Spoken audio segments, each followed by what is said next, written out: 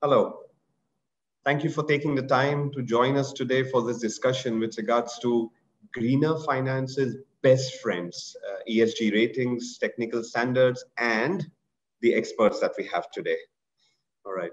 To share with you an overview of how we will go through today's webinar, we would first start off talking about why are we talking about this today? How did we get here? Then we look at an investor perspective. When investors are keen to focus on ESG topics, when they are keen on looking at investees on their ESG credentials, what are the things that they are looking for? What are the challenges that they are facing? We'll then hear from Value Reporting Foundation about how harmonized standards and decision useful metrics are being established and being updated to support and address some of those pain points. And then hear from Third Economy with regards to how all of that data can be used to come up with a rating that aligns with the values and the goals of the investors. And then finally, look at some of the technical standards that can be used by companies to improve their performance, to measure their performance. And to take us through today, we will have Ms. Jennifer Chan, who will share with us the investor perspective. She's currently based in Hong Kong, and she has previously worked with banks, European banks like Rabobank, ABN AMRO, and others. She also started her own company, Sinova, which was acquired by Dutch-based financial company Ant. She's currently the chairman of DT Capital and has received numerous awards in China, including China's 100 Outstanding Female Entrepreneurs. After that, we'll hear from Katie, who is with Value Reporting Foundation. She leads SASB's Investor Advisory Group, and she works with leading asset owners that together manage over $48 trillion of assets. Yeah, she curates and edits ESG integration insights and supports with SASB's ongoing series on investor-written case studies. She's worked previously with Salomon Brothers for over a decade in the US, Japan, and Hong Kong, and focuses on aspects like energy sector, protection of forested lands and water.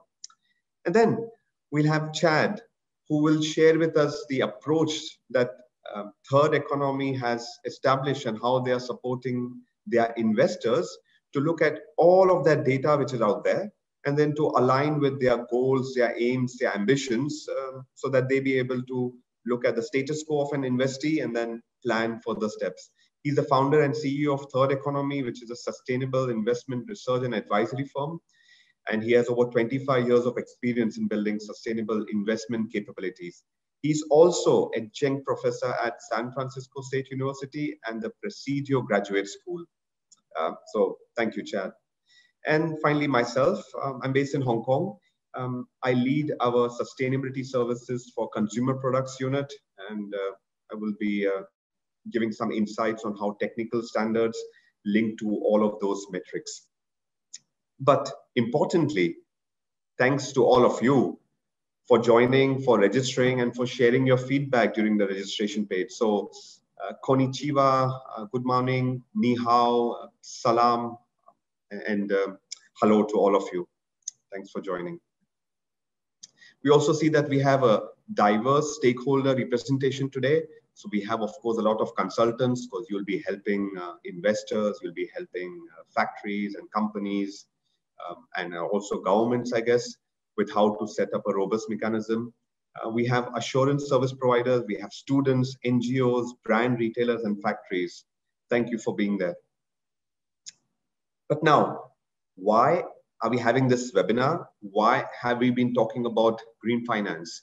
Well, that's because humankind, we have been hungry to expand, to develop and grow. And we've done a good job at that, yeah, in terms of numbers, whether it be our population, whether it be our GDP of the world. So everything has grown in the past 50 years. As scientists and historians say that what we've done in the past 50 years in terms of these numbers is more than what happened in the combined millions of years since Earth's existence.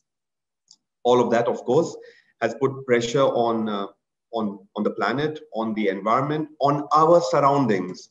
So how climate impacts to food system, how climate impacts the weather, how climate impacts jobs, all of that are kitchen table topics that relates to all of us. So considering all of those impacts, of course, the smart minds of the world have been looking at what it could mean for us and what should we be doing in order to make sure that we all thrive in a thriving planet. So many of you would have come across the big news with the IPCC report talking about the grave concerns with the changes in climate and the impact on weather and everything else.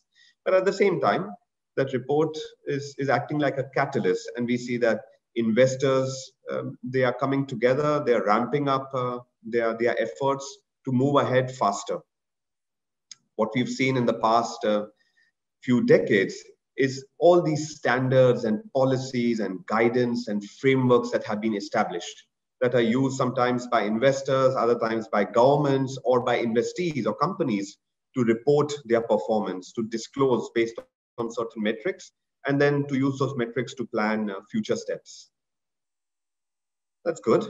That looks like a good thing. And all of that is happening in the way of different kind of investment products, whether these are negative screening, positive screening, integration products, impact-based screening, and so on, which is classified in different areas. So for example, low carbon initiative investments, climate-related investments, green investments, socio-environmental investments, and sustainable investment, amongst others. But at the same time, we also see that when this disclosure is not robust, when this disclosure is not verified, it also paints a bad picture on the disclosing entities and on the investor sectors. So now with that, let's go a little deeper and let's hear from Jennifer. Jennifer, thank you for joining us. You have a unique situation where on one hand, you are a publicly listed company. You are also an investor. And you are an active investor looking at ESG topics, looking at candidate companies to invest in. What has been your plan in the recent past? What are your plans for the future? And what are the areas where you experience challenges? Okay, thank you, Rakesh. I'm Jennifer Chen. Good to see you all today in the webinar. I would like to share a little bit my journey as an investor in this whole ESG journey. Maybe I start at the beginning. 6-7 years ago, we established a DT Capital, which is what you say a Hong Kong listed company. See it as a listed PE fund, private equity fund. So back then, because it's a listed company in Hong Kong, there was a kind of a rule about ESG. It was not established very well back then in Hong Kong. It was more kind of comply a certain area, and then if not, then you have to explain. And basically, most of the listed companies, they only have maybe a 2 paragraph talking about how they can save paper and how they can save a little bit electricity, and that's what's it. The first time when I kind of know a little bit more about ESG was from my friends and my network in Europe, because I spent quite a number of years in Europe. And so they told me more about conceptual, what that means. Luckily, the Hong Kong Stock Exchange about 2 years ago, they start to invest more resources on the whole ESG thing. And that is where my interest and my kind of more in-depth journey on ESG. But at the very beginning, I still thought as an investor, I said, oh, this is a good thing. Maybe I should look into it. And last year, actually, is really the first concrete step as an investor to look into a solar project, because Hong Kong government started a scheme to subsidize solar panel installations. So I look into it. I saw on paper, financially, it's a quite attractive scheme with a good return. So as an investor, I was very much interested in. But when I look deeper into how can the investor be, how can we as an investor ensure that this will all turn out without as less risk as possible. Because then I understand, unlike all the previous investment we did, ESG related investment, they are the horizon span is normally a bit longer. So how to mitigate the risk, you have to put a different kind of mindset to look at it. To stick to the solar panel or the solar energy project, I was looking into it last year in Hong Kong. And so there was hardly any kind of proper insurance, okay? There was no standard, basically. How can I ensure if I acquire a solar panel installation, who is going to say this one is good? And how can I ensure the projection? I mean, the energy income revenue. How can I be assured? And so from there on, then I said, hey, who should I turn to? And then I came in contact back then with Rakesh, how to set up all those standards. So this is, and of course, in my discussion with Rakesh, I felt, except for solar, there are so many areas there is lack of standard, at least in Hong Kong. I understand in other part of the world, and tell us more about it, it is way more better organized. So I also talked to some Hong Kong government officials. Apparently they are working very hard on it, but also they admit that they do expert to help them to set up some standard in Hong Kong. More recent finding in the last half year or so, I have been talking to a lot because I feel so lonely in my journey as an investor. So in the last half year or so, I talked a lot to family offices in Hong Kong and about investing in sustainable projects. And luckily, I am very happy to see that I'm not alone in my journey. Basically, there are a lot of family offices in Hong Kong and China out there who are facing the same pain point and facing the same problem. Therefore, I am now in the process of setting a platform to see how I can gather all those investors who are really wanting to do a better good for the world, but unfortunately, lack of standard, lack of clarity, how we can join forces and invest more in sustainable projects. Mm. So that is a little bit of sharing from my side, and hope I am still learning every day from the expert how we can improve and how we can make our investment more sensible and mitigate the risk. Thank you. Yes. Okay. Thanks, Jennifer, and thanks also for catalyzing the investor community, also the big family offices in Hong Kong, that they align with the big movement that's going on. Thanks for sharing.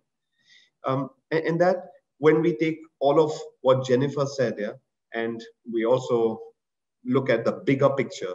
So we hear about these, many call the alphabet soup, or this set of acronyms out there. For example, one being TCFD, disclosure, where many stock exchanges and governments have aligned and have mandated that disclosures be as per TCFD guidance. What we see in terms of the challenge mentioned by the investees, yeah, or the ones who are disclosing, is there's a lack. There are several challenges looking specifically at the one for metrics and targets. They mentioned there's a lack of standardized metrics for the industry that the company belongs to. And at the same time, when we look at the needs of investors, this summary, for example, from IOSCA, this International Organization of Securities Commissions, we see the need being in terms of complete, consistent, comparable, sustainability-related reporting, established frameworks, information being decision useful, yeah, and oriented at investors, and that how a mix of qualitative and quantitative metrics be established and set up? And then how all of that should link to the individual risk. With all of those issues being mentioned both by the investors and the investees in terms of disclosure standard metrics and so on, that's where there is a need for further alignment and further solutions. There's a lot of work which has been going on. So we will hear a little bit more now, but as we start looking at what we are going to look at, hear from Katie, let's see the feedback that you all have provided. So you provided feedback in terms of the ESG frameworks and standards that you are familiar with or are using. And we see that, of course, GRI, TCFD, SASB, CDB, and so on. And at the same time, we also have this information from Bloomberg, which indicates how SASB, for example, is closer to investor relevance and TCFD2 as against other standards which are like more agnostic. But I think at this stage, Katie, this is where the participants would want to know a little bit more about the Value Reporting Foundation, the SASB standards, what has been going on, what is going on, and what you see will happen in the near future, yeah, to support the investors to address some of those pain points. Great. Well, thank you so much for the opportunity to share some of this with you today. It's been a long journey. It's actually coming full circle where I started my journey in sustainability actually while I was living and working in Asia. And so it's a pleasure to be on the line with you and Jennifer and have this conversation today.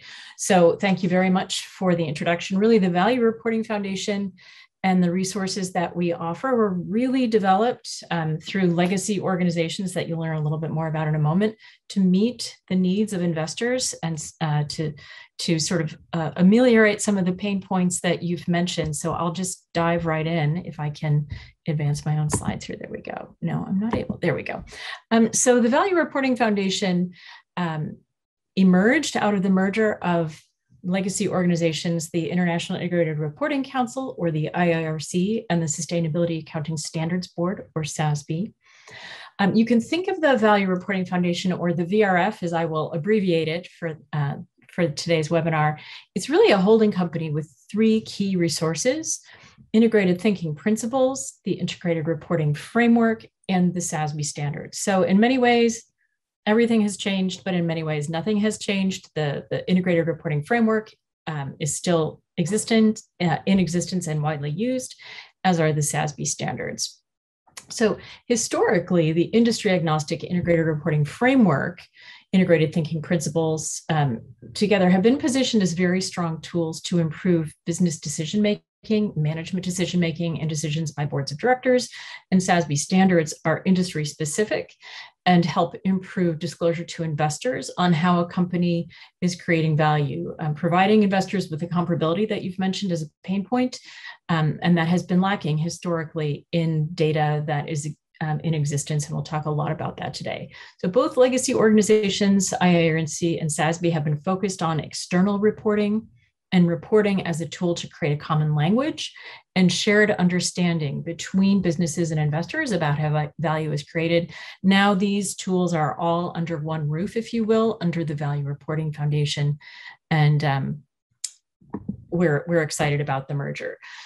So another way of looking at this, see how these things fit together, is the integrated reporting framework provides an industry agnostic framework for looking at governance, business model, risks and opportunities, strategy and resource allocation, performance and outlook.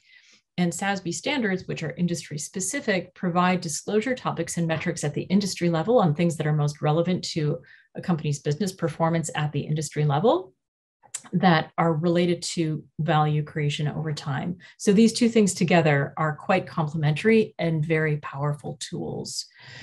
But why do we need standards in the first place? Sorry, I'm having trouble seeing my own screen here, so I don't know what's happening with my computer. Hopefully you can still see it. But without standards, companies are using a wide array of metrics to describe the same thing. This is an excerpt from a study that was published a few years ago in the Journal of Applied Corporate Finance that are looking at how 50 publicly traded companies are using 24 different metrics to talk about the exact same thing, employee health and safety. So this is a huge problem. And it's one that is vexing to investors. I won't flog a dead horse here, but another problem that investors find is a lot of ESG information that is available is binary information. If they're not using 24 different ways of describing the same thing, companies are really disclosing on yes, no answers to questions about whether or not a policy is in place on a given topic. So we have a mishmash of information that's available to investors. Investors with global portfolios are seeking a way of comparing companies around the world across their portfolios. So lack of standardized inputs can lead to very, very, different interpretation of performance.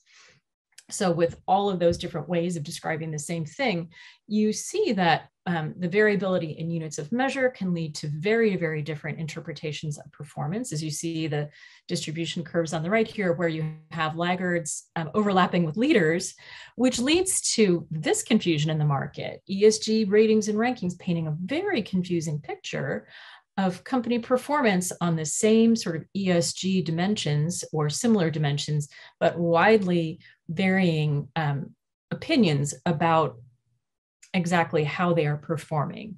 So again, non-standardized disclosure, in this case of energy intensity by companies in the extractive industry, does not yield comparable information. Here you see all kinds of different ways that companies in the extractives industry are reporting on their energy intensity.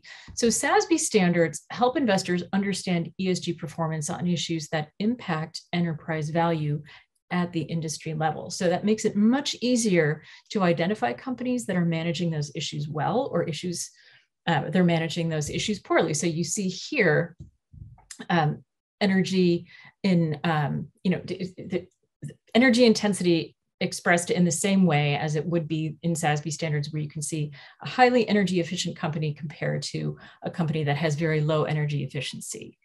Again, giving investors the comparability that they're seeking. This is among the reasons, among others, that so many investors are supportive of SASB standards. So today there are over $70 trillion of assets under of investors' assets under management that either license Value Reporting Foundation IP related to SASB standards and or are members of our alliance. So we have very, very strong investor support for our approach to standard setting, which really ties the expected value drivers of sustainability factors to income statements, balance sheets, revenue, cost of capital, and assets and liabilities. So you see here how drug safety and license to operate might not necessarily immediately make you think about, well, how does this affect revenue? But they're very tied to the demand for core products and services, market share and long-term growth, and so on and so forth. So you can see the way that SASB standards and our standard setting process really take a massive array of sustainability factors and tie them back to key expected value drivers. And this is most obvious when you look at our materiality map, which is sort of a heat map of the five dimensions of sustainability that we have outlined in the SASB standards conceptual framework, and how at the industry level and through our standard setting process, we have really taken those issues that affect society and that have impact on the world, how those issues can also come back and be financially material. So there's a very strong lens of financial materiality that focuses SASB standards in our work. Market input is a hugely important factor, and is just absolutely why, in my view, we have been so successful, and there's such strong uptake of the standards. So this is an example of market input and the evolution of SASB standards in the apparel industry, where in our provisional standards we had, looking back at it, it was somewhat murky, disclosure topic of raw material sourcing and innovation, and asked for the top 5 materials used in products by weight. And then through market input, we heard before the standards were codified that actually it would be more meaningful to investors to talk about raw materials sourcing as the description of environmental and social risks associated with sourcing priority raw materials and so on. And now we have an exposure draft, which is open for comment. And I would encourage you all to comment before September 2nd, which is when this period ends, that is really getting more and more refined, more granular view of the expression of performance on these topics. So you can see this is open for consultation.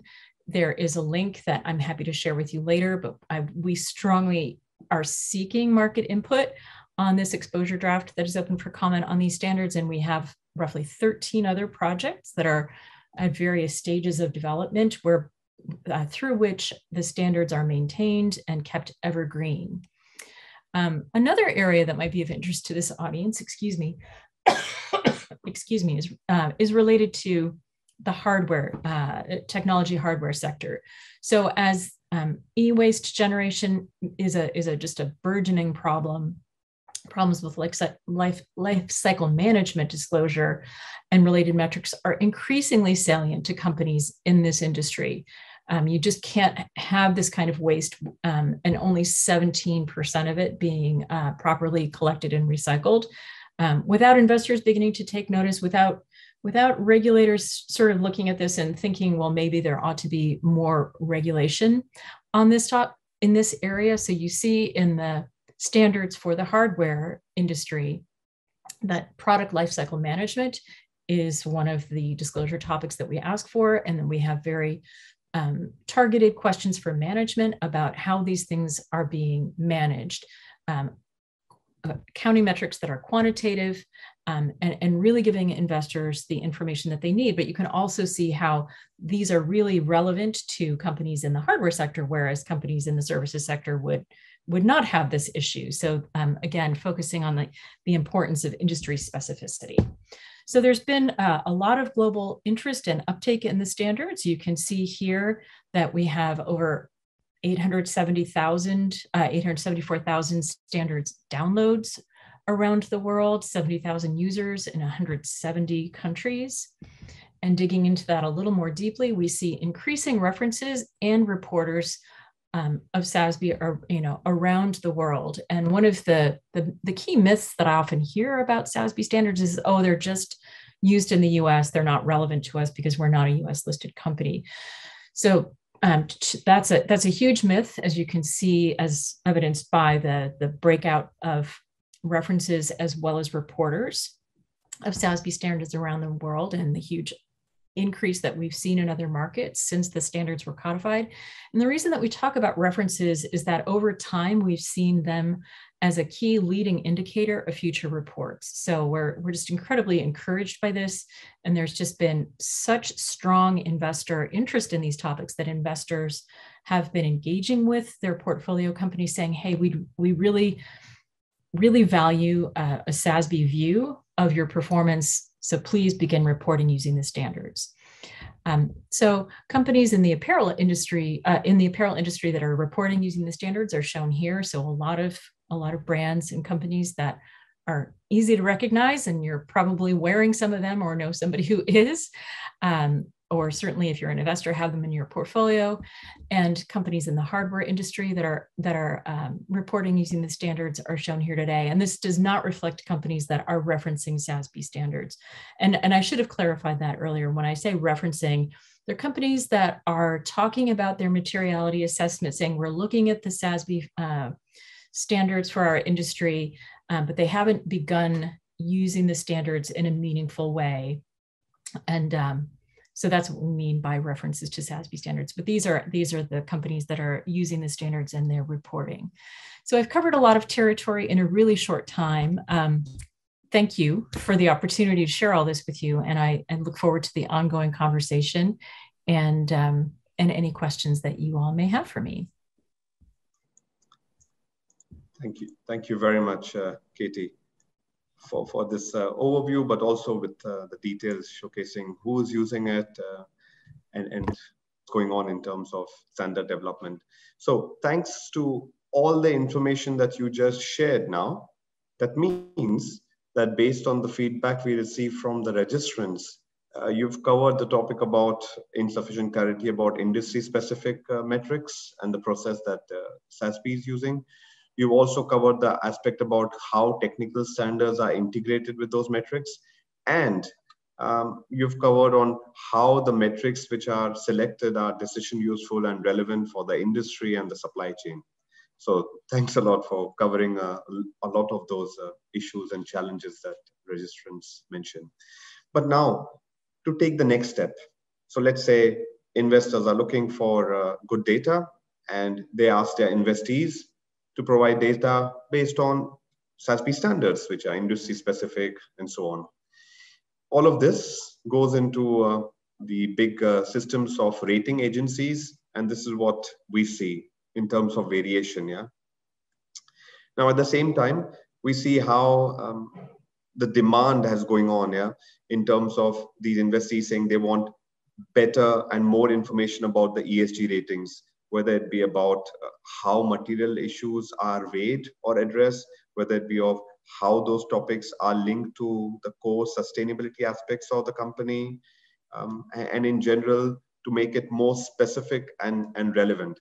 And I think this is where, Chad, you might be able to give us some insights on how this big machine and the brain works in terms of ratings, and how it might not be one size fits all, and how it should and can be aligned to investor needs here. Thank you, Rakesh, and thank you to TUV Rhineland for hosting us today. It's a pleasure to be with all of you, and I'm excited to share a little bit about how here at Third Economy, we work with our clients to interpret all of this data and to apply it to different business cases. And the case that we're going to be discussing today, investment decision-making. How do we interpret all of these different ESG ratings and frameworks and standards and apply it to the way that investors allocate capital? So I'm going to share my screen. Give me one moment, please, to get this where we need it to be. And before I dive in, I'm going to posit this question to you all. What does it mean to be sustainable? And I bet that if we polled the audience, you would all have a different definition. It's like culture. There's so many different definitions of culture and sustainability. And so one of the challenges for investors is to decide for themselves, what does that mean? And how do you implement that in terms of portfolio construction and other aspects, other tools that you have available to you? Before I get into those details, I wanted to just share a little bit about Third Economy and who we are as a company. We really work in three different segments of the market. We work with institutional investors and we build sustainable investment capabilities. So we help investors answer that question, how are we selecting sustainable securities? What does that mean for us? We work with companies on the other side of the capital markets to help them build sustainability strategies and to position those to investors to secure capital and to avoid shareholder activism. And what I'm going to share with you all today is our VIA 3 model, our analytics, the way that we interpret and apply all of this information to build mutual understanding throughout the capital markets. Our theory of change is that if we can build more sustainable investors, build more sustainable companies, and connect them with better analytics, then we can accelerate the sustainability of our economy. Hence our name, a third economy, an earth-based economy. So I got together with some colleagues from Yale and the University of Michigan, and we developed what I would describe as a macro or meta framework with a color-coded compass that really is intended to be a simple way to cut through all of the different acronyms and all of the different frameworks and standards and rating agencies and assess an asset from the ways in which investors allocate capital. So the field of socially responsible investing, SRI, really started from this values-based perspective, what are your values? They may be different than my values. And so values-based investing was really the beginning of this field, often aligned with faith-based investors. So when we created our assessment framework, we started with that legacy values-based objective. But there's another big trend. How do we allocate to positive impact to companies and securities that have consequences to the environment and society that are positive, that help us make the world and our communities better? So that's impact investing. That is also often aligned with now the United Nations Sustainable Development Goals. So we find ourselves routinely using the SDGs as a way to talk about impact alignment. SASB, now the Value Reporting Foundation, has really become the leading framework for ESG analysis. That's the value. Different than values, SASB is really focused on the financial aspects. How are these companies using environmental, social, and governance factors to create that long-term financial sustainability that so many in the capital markets are looking for? We also look at alignment. We hear a lot about greenwashing. We hear a lot about marketing and promoting capabilities, but they're misaligned with the organization itself. So in our assessment model, we look at alignment. I call that consistency between an entity's culture and how they're marketing or positioning their products and services into the market. And then the fifth aspect, activism. How is this entity engaging to encourage more transparency and more sustainable practices?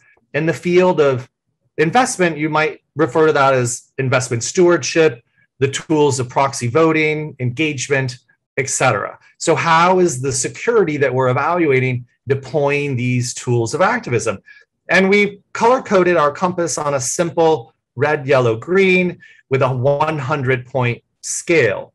So when you apply that, in this case, to global equity, we're able to assess the, quote, sustainability based on these 5 factors here of popular US mutual funds. So the idea is to be able to quickly at a glance get a sense of, quote, how sustainable an asset is from the color coding of the compass. You can see here, as most investors do, we compare against a benchmark. In this case, we've used the iShares MSCI ACWI ETF as the benchmark, and then we've assessed 6 other mutual funds on their various aspects of sustainability according to the VIA 3 model. You can see this fund doesn't assess so well, while this fund is clearly the leader in this group. Our hope is that this simplification and macro level view that is really a comprehensive view of all of the data and the analytics that are out there rolled up into this easy to understand and leverage compass will take some of the mystification, some of the confusion out of the investment community's ability to act on their sustainability objectives and really start to move capital at scale. So we do this within an asset allocation approach. So the idea is that rather than have to find a particular slice of your portfolio that you allocate to, say, impact or ESG, but every piece of your portfolio can trade out and trade up using our methodology to create a more sustainable portfolio. Of course, behind all of this are the details, the data, the frameworks, all of the pieces that we've been pointing out. And I would reference back to Jennifer's earlier comments about the financials.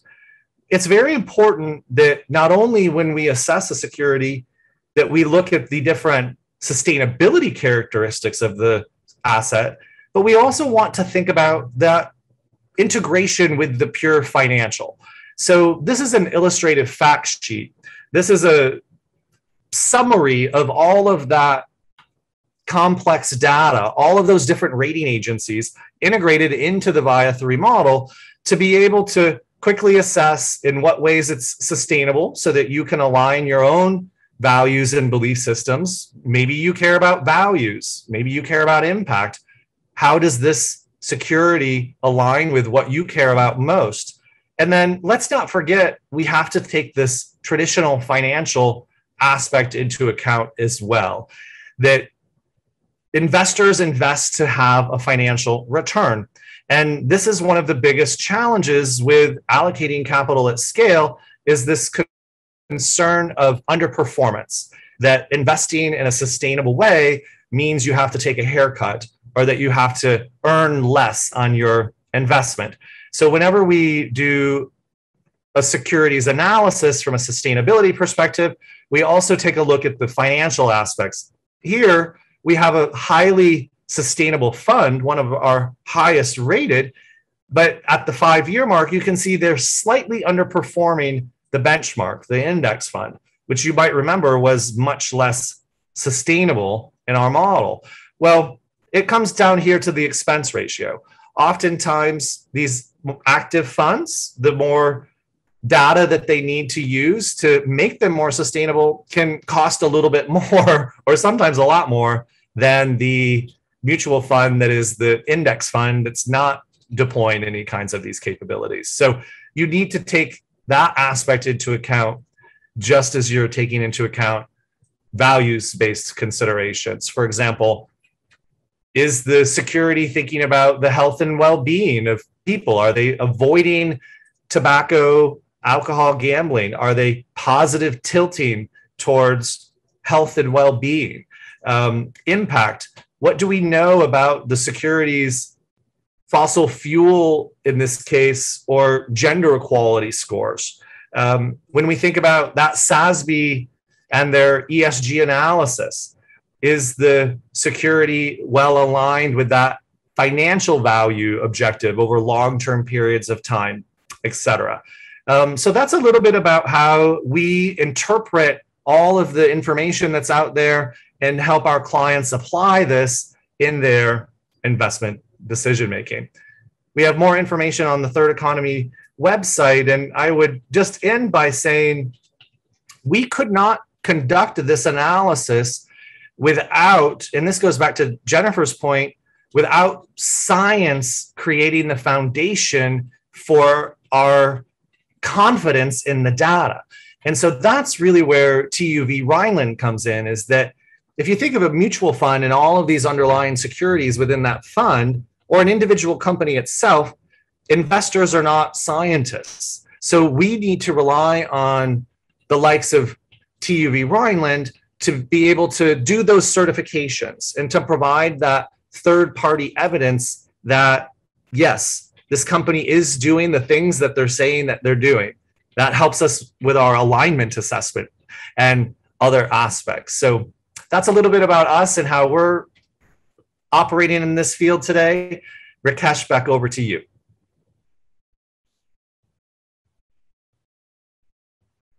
Thanks a lot, Chad. Thank you for those insights and also those illustrations. Thanks to your information, we have also addressed 2 more aspects from the set of challenges that the registrants shared with us. And at this stage, I think since we've heard about these standards and frameworks, Ryan, can we have the first poll question for our audience to get an idea on, based on what we've heard, based on what we've seen in terms of ESG disclosure standards, what is your feeling, what is your belief, and what would you want? Would you want that these disclosure standards which are there should be decided by the disclosing organization, should be decided by the investor network? There should be one single global disclosure standard, irrespective of the industry, or there should be global disclosure standards which are industry specific, or let's say one set of global standards together with the flexibility to add some regional requirements and specificities. Or you're okay with any option as long as it is made mandatory and it's enforced by regulation. what is your feeling? What would you like, either as an investor, as a consultant, as an organization, an NGO? Right, are we ready to see the answers, the response?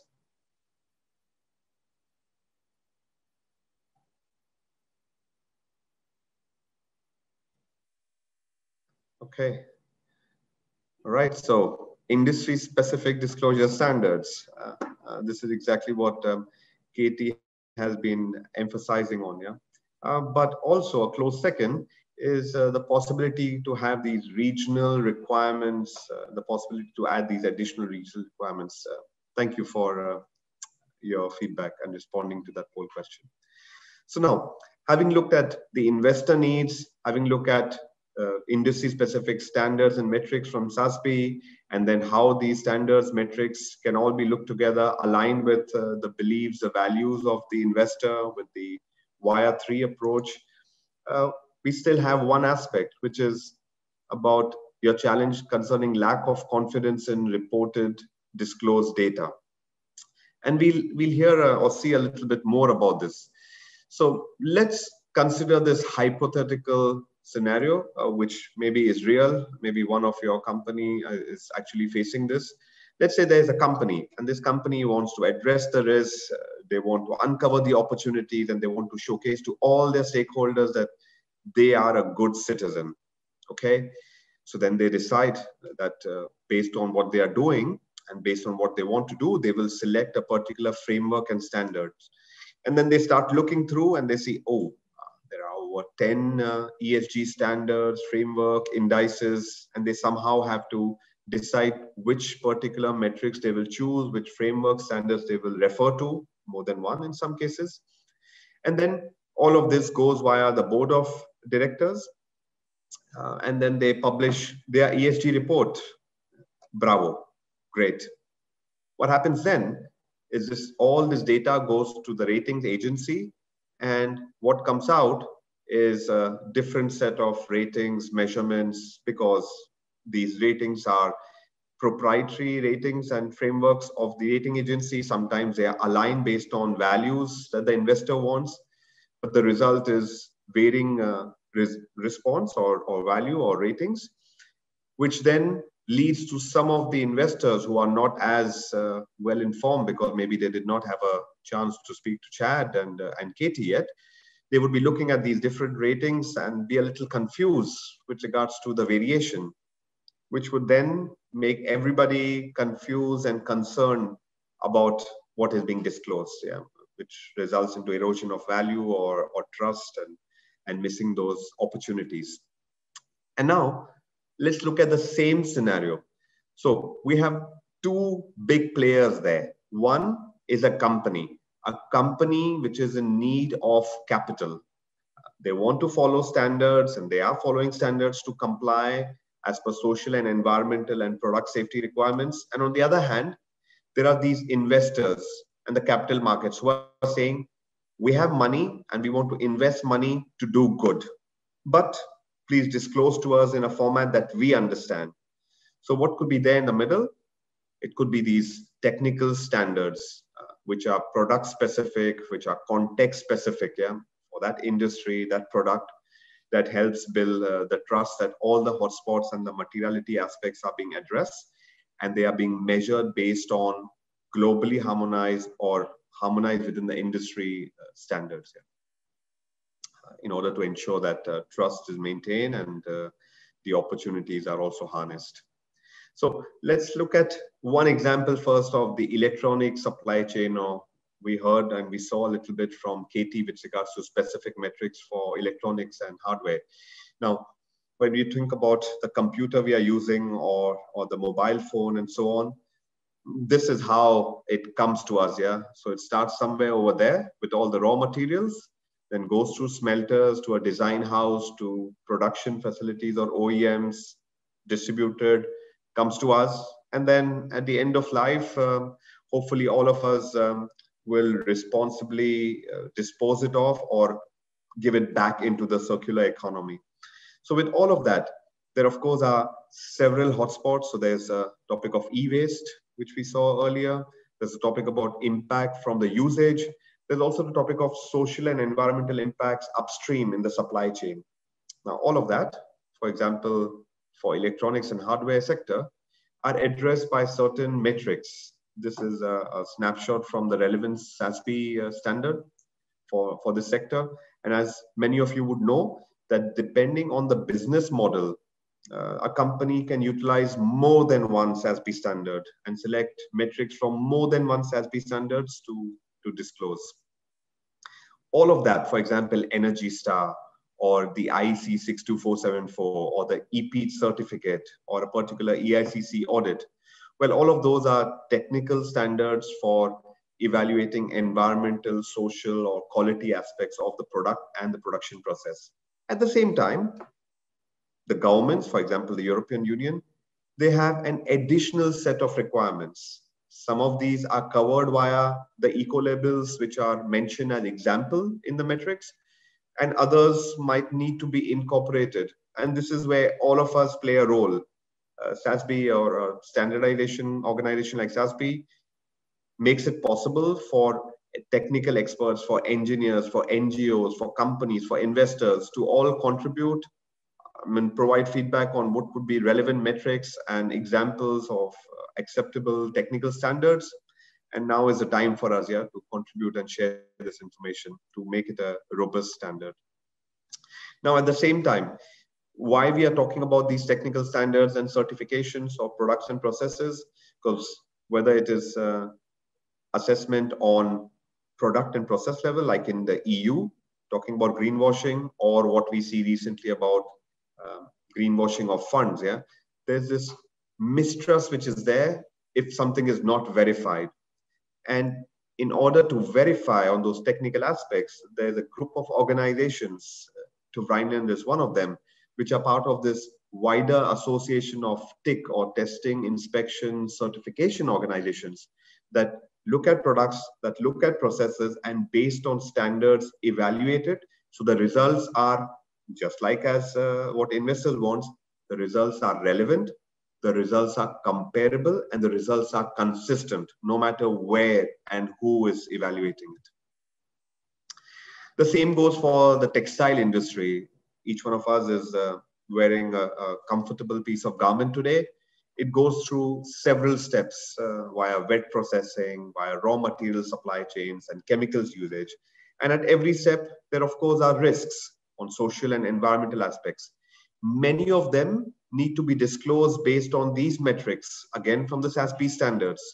But at the same time, we see an example that there's a lot more out there. There are several more standards which are out there to address different aspects or risk areas, whether it be energy efficiency, whether it be water usage, or social aspects. One example, while there's a lot of focus on textile and fashion industry today, we also see that how, based on this evaluation from Planet Tracker, how many in percentage terms, which factories in the supply chain are not reporting on the material aspect of water usage and the impact it has on the brands and retailers who are listed on the stock exchange, who are disclosing on as per SASB standards. So perhaps, again, there's this possibility to contribute to make existing disclosure standards more robust and decision useful and relevant. Now, based on all of those technical standards, that's what gives us the possibility, for example, for this good fashion front, to decide I will require metrics A, B, C, D to support sustainability as per SASB and so on. And when an investee comes up with a plan to make improvements on this, they will receive certain funding. This is one example. So having heard all of that, I think now is time for us to reflect a little bit. We heard from the investor, we heard from ESG standards disclosure organization, we heard from a ratings organization, we heard from a technical certifier. Now, Ryan, let's share the second question, that is with regards to what would the participants, the stakeholders want today? Which of these concerns should be addressed to stop greenwashing or ESG washing from your perspective? Would you say that there should be disclosure based on standards which are developed in multi-stakeholder format? That's a necessity. Would you say that there should be independent third-party verification of the disclosed data? Would you say that there should be a yearly summary of what was the target plan, what has been achieved, and to see what is the alpha returns for the investor based on that performance of the company? Would you say that we should have an open sourcing of the ratings methodology so that everybody be able to see and scrutinize? And would you say that there should be more global cooperation between stock exchanges and investor protection agencies to try and stem that issue of greenwashing, or for companies reporting in different jurisdictions, or supply chain players reporting in different jurisdictions? Okay, I think Ryan, when we are ready, please let's have a look at the response from the participants.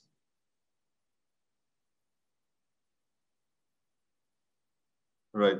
So we see, of course, from your perspective, the need for third-party verification, but also for open sourcing ratings methodologies for greater global cooperation. All right. Thanks a lot for that feedback.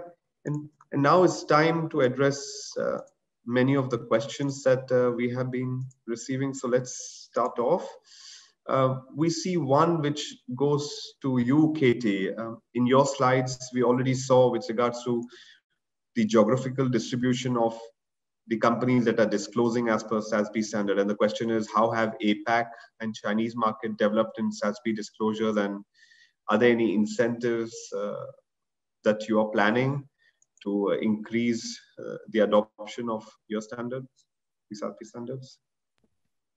So I can, with a fair degree of confidence, say that I don't think any Chinese companies were involved in our standard setting process in the early days.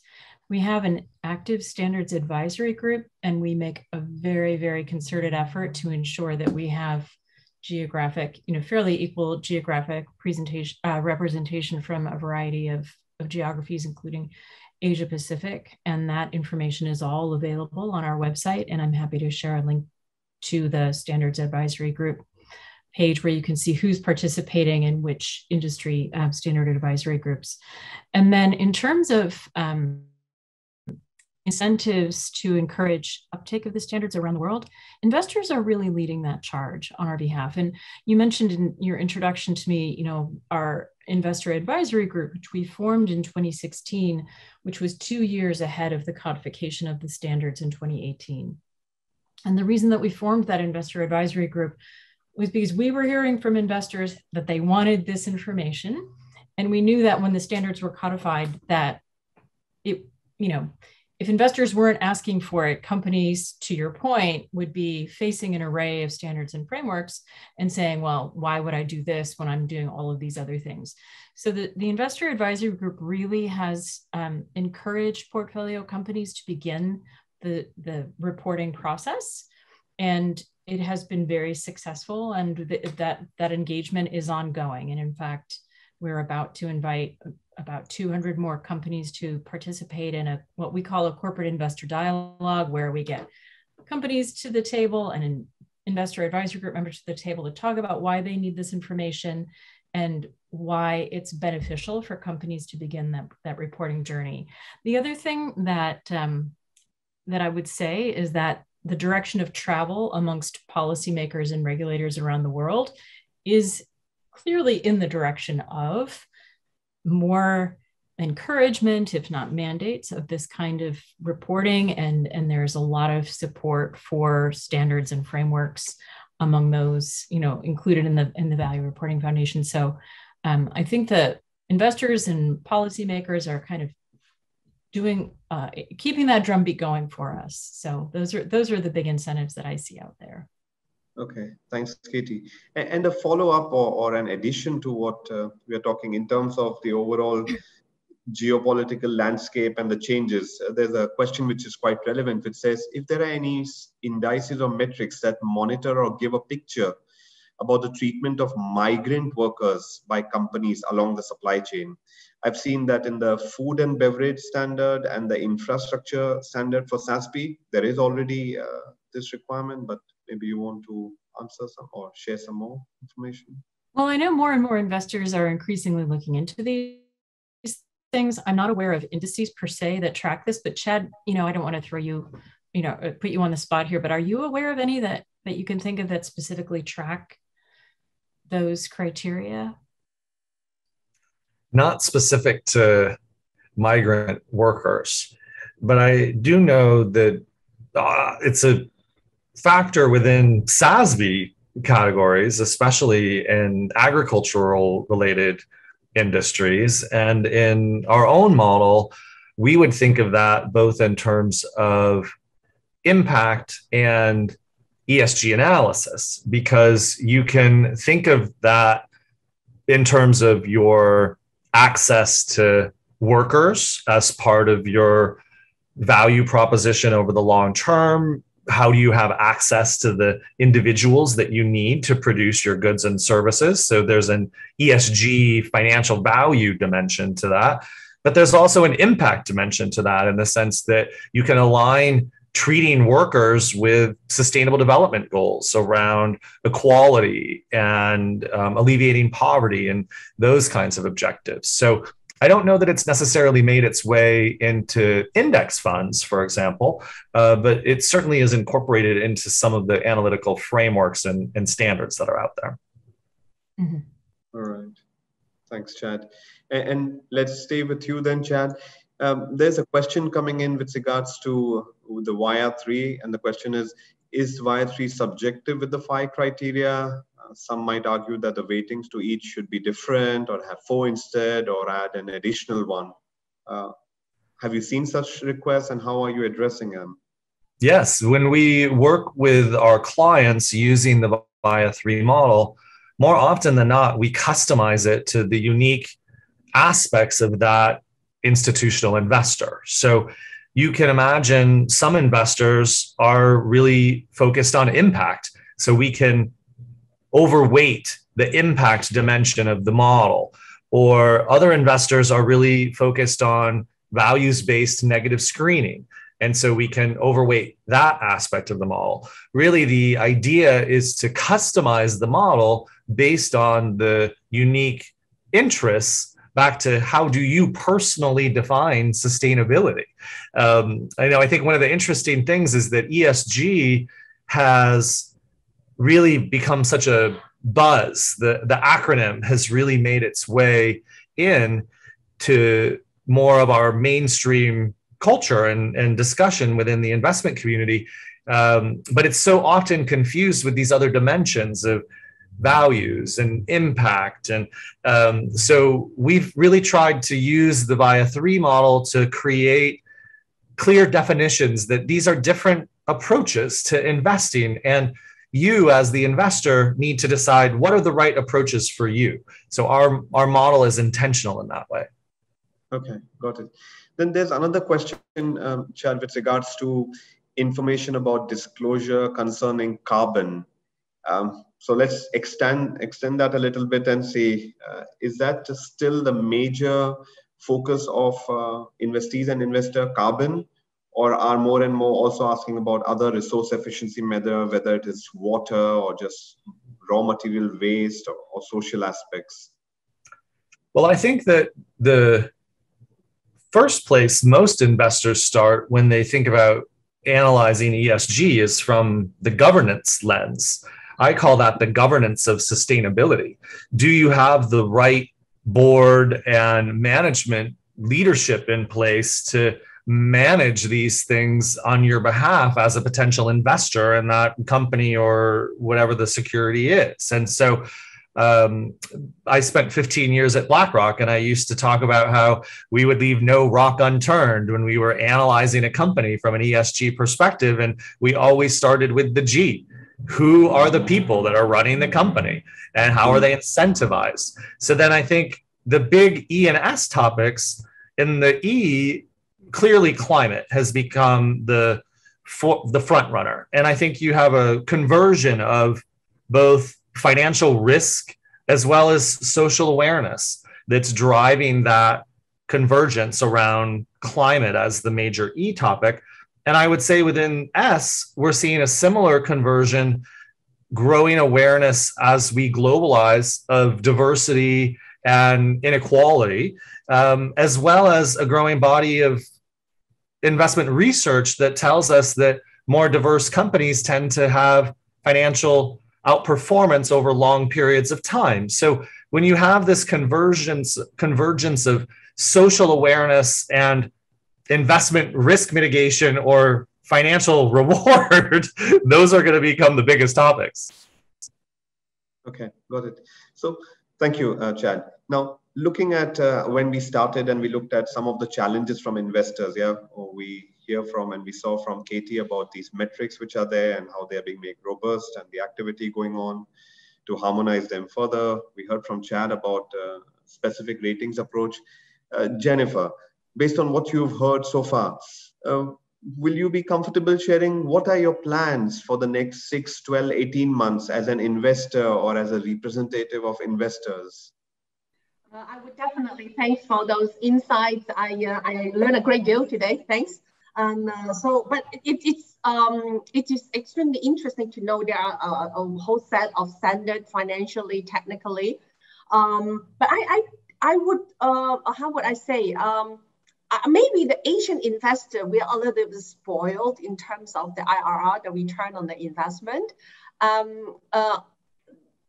So far, of course, for family office, it is a policy. Okay, most of them, they have to allocate a certain portion of their portfolio for ESG.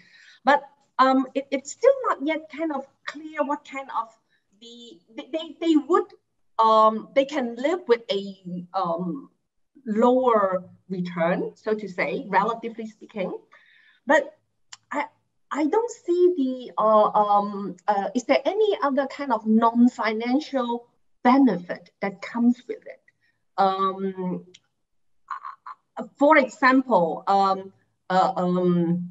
don't know, if you do a bank loan, when you finance this, would you have a lower interest rate? Or if you create a fund to do that, would you have a better access to other investors?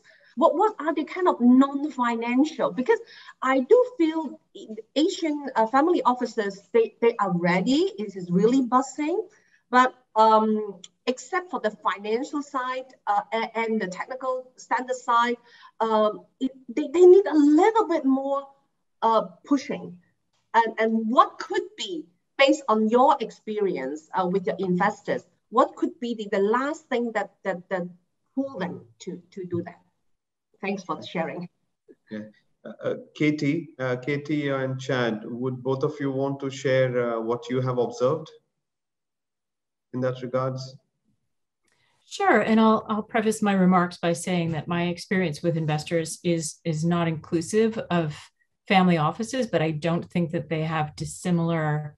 I don't think they're entirely dissimilar from other investors, and I think that there has previously been sort of this belief that you had to sacrifice returns in order to integrate ESG considerations into investment decision making, and the data does not support that anymore. I think that you see many SDG linked loans or green bonds that are oversubscribed, that are very competitive, and on the corporate side, companies that are issuing those bonds are enjoying a lower cost of capital if they demonstrate to investors that they're performing well on different characteristics. So, Chad, I see you nodding, and I don't want to hog the floor here. So, what else would you add to that?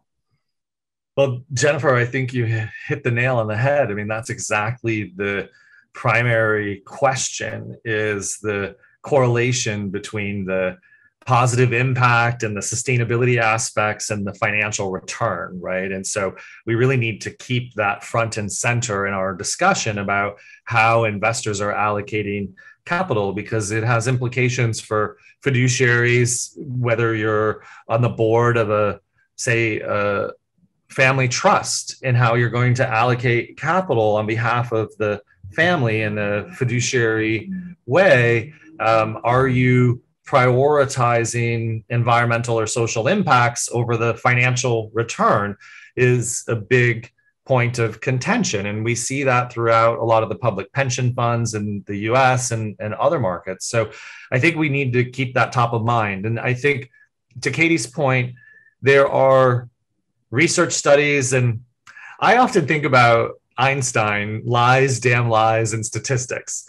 And I feel like you can find a study that supports that ESG outperforms, and you can find a study that supports that it underperforms. And I think a lot of it is based on the time period that you've selected for your research, right? And so ultimately, I think that having a conversation about, like Katie mentioned, cost of capital, we're starting to now see ESG integrated into credit, which we know then correlates to the cost of capital. So I do think that the research is going to continue to evolve. And if we keep our eyes on this intersection between financial and positive environmental and social, I think that we're, as a community, going to continue to answer that question and make the world a better place as a result. Okay. Thanks, Chad. Thanks, Katie. Yeah. Then before we conclude today, I have two questions for all of you. The first one, today is September 1st, 2021. Let's say 2 years later, you all have the time and we agree to have another short discussion like today, 2 years later.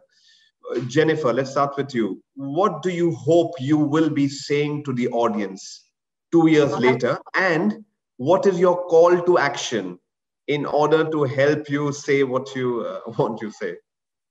I think 2 years down the road, I hope I can report to you guys that the portfolio, and I'm helping to kind of for investors in ESG, will be substantially growing.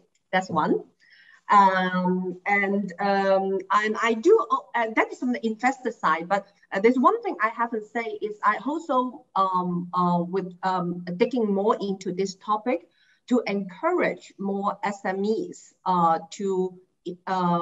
to invest to streamline or to transform their process to more green and better world. And because so far we have been only talking about the investors and the standard and everything, but I think we cannot do that without the help or joint hands with the majority of the SME, because they are in the daily business.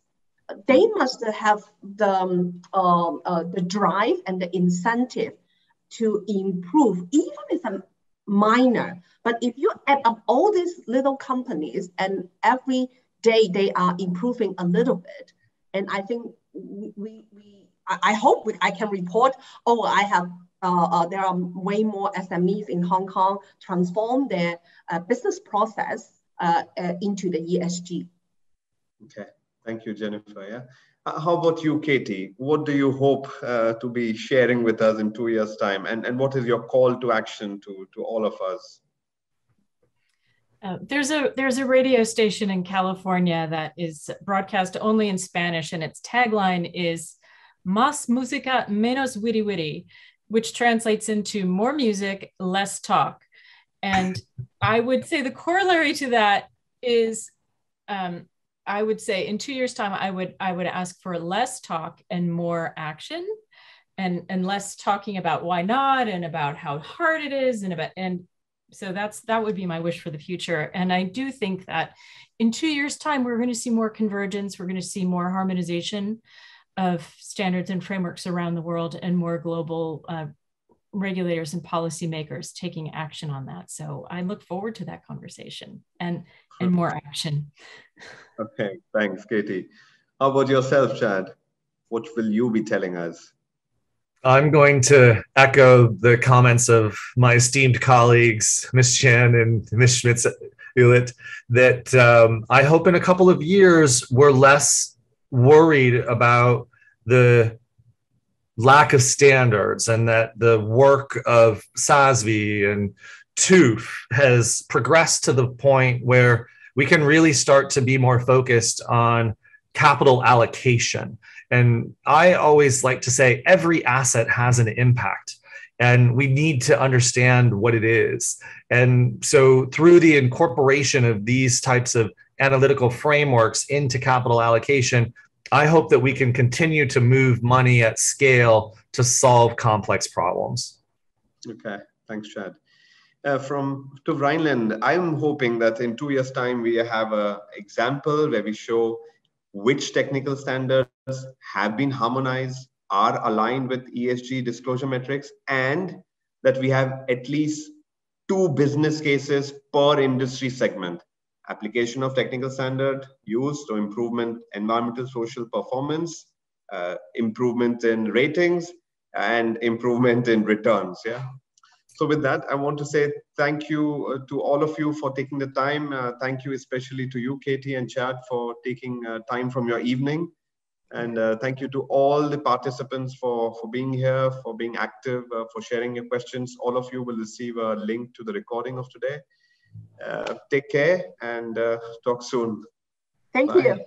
Bye-bye. Bye, everybody. Thank you. Thank you. Bye.